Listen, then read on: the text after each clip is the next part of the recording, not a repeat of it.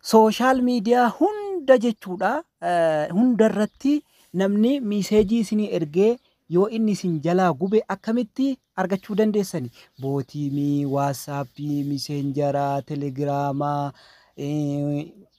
tiiktook kan bilbilaa wannootuma barreeffamas ta'e social media kanarratti sagalees barreeffamas walii ergamu yoo namtichi sun gwaaddinyaan keessan isin jalaa gube akkamitti argachuu dandeessani? Social media hunda maal tana qofa directii bilbila directii miseejii illee jechuudha. Miseejii directii illee argachuu dandeessani hiriyoottan kiyya. Directii miseejii fakkeenyaaf kanarratti yoo namni isin jalaa gube wannuma hunda argachuu dandeessani. Walumaa galatti walitti qabata jechuudha aappiin kuni. Assalaamu alaykum warahmatullahi wabarakaatu. Ashama harka fuune warroontan amantaa kiristaanaallee hundi keessan kan YouTube channel AKAP hordoftan jirra jirtu nageenya sin daganne ani nagaa kiyya galata rabbii nageenyi rabbii bakka isin jirtan hundatti isin bira haa jiraatu fedhii keessaniin YouTube channel AKAP subscribe gootanii kan hordofaa jirtan baay'ee galatoomaa isiniin jechuu barbaada. Asumaan isin irratti dheeressu jechuudha gara barnootaatti isin dabarsa. Barnoota irraa appii sana descriptionii YouTube channel kiyyan jalan siniif kaa'a. Descriptionii namoonni akka carraa ta'e hin beekne namni hin beekne hin jiru akka carraa ta'e kan hin beekne viidiyoo kiyya jala hogga seentane viidiyoon haaraa arra gadhiisu kana jala seentane mallattoo kana cuqaastanii kunoo bakka kana aappii sana buufachuuf liinkii kana cuqaasaa kan jedhu kun asirratti barreeffama kana ni argatanii kan akkanaa cuqaastanii naan Play Store jala sin galcha jechuudha.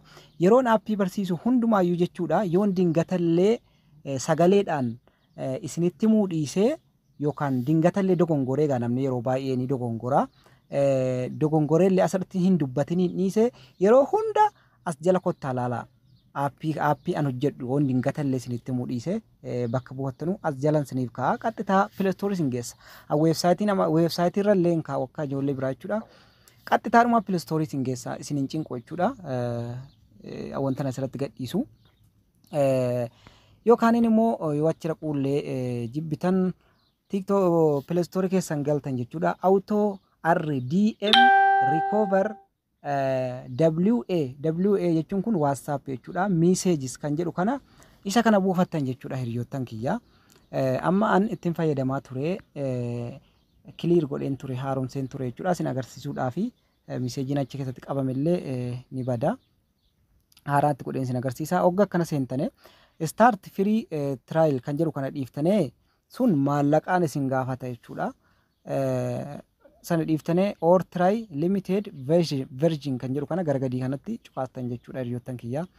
Hoggaas cuqaastane asirratti akkana saabdan xiqqoo asirratti hogga saabdan egaa hiriyoottan kiyya waan akka miseejiin isin jalaa hin gubanne barbaaddan asirratti right itti gootan mallattoo sanduuqaa kanatti WhatsApp, Messenger, Facebook illee koomentii namni barreesse yeroo tokko isin jalaa gubuu danda'a. Koomentii keessan jala gadhiisee gubuu danda'a. Isin illee gubuu dandeessanii. Wanni kuni yoo isin gubdan illee asuma jala isiniif kaa'a.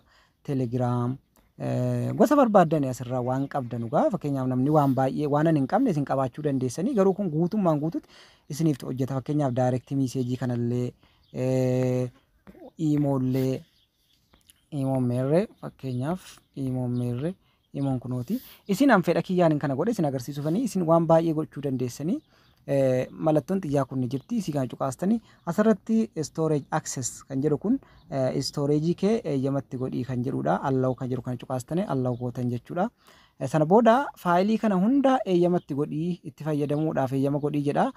Weelper, WhatsApp, audio kan jedhu kun gaalaarii keessan jechuudha. Allow itti gootan jechuudha. Allow gootanii itti kan lammaffaa notification kuni yeroo messageen namtichi delete godhee gubbaa kanarraan isinii baasa. Gubbaa kanarraa isinii baasa delete godhee dhaqii ilaalii isin jedha. Achumaan aappii kana dhuftanii ilaaltan jechuudha. Isinillee yoo gubdane notification isinii baasa allow gootan jechuudha. Go to setting kan jedhu kun cuqaastanii setting keessa isin galcha. Aappitti dhummataasee akkanatti bantanii allow itti gootan jechuudha. Irraa deebitanii power optimization kan jedhu kana jechuudha ni cuqaastanii allow itti gootan jechuudha. Isa kanas amma haala kanaan tokkorraa deebitanii kaatanii ammas akkanatti gootan jechuudha. Itti deebitan jechuudha.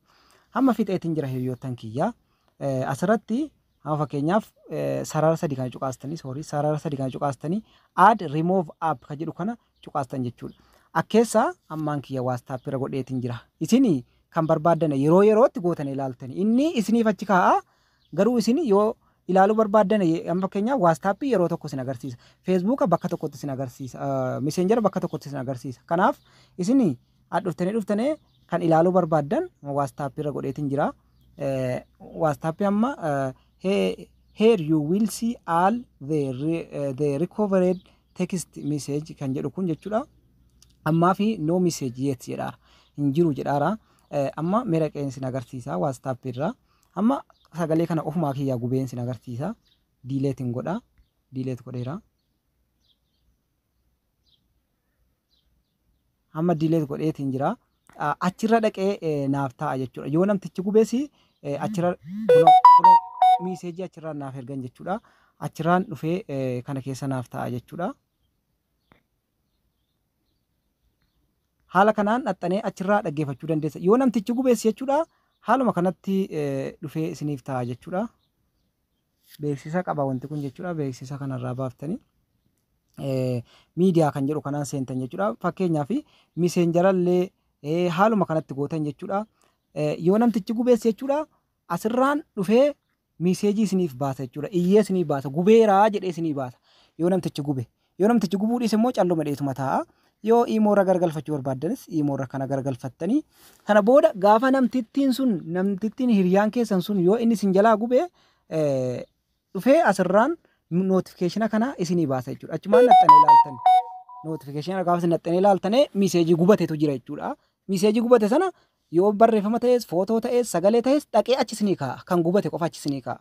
Kana isiniin jedhaa ni jaallattan jedheetiin abdadha hiriyoottan kiyyaa YouTube channel kiyya like naa gochuu fedhuma keessaniin hin dagatinaan isiniin jedhaa baay'ee isin jaalladha. Kana caala barnoota isin jaallattanutu waan dhufuu deemuuf YouTube kiyya warri notification itti hin baniniin yookaan subscribe hin godhiniin subscribe godhaa notification itti banaa hiriyoottan keessaniif share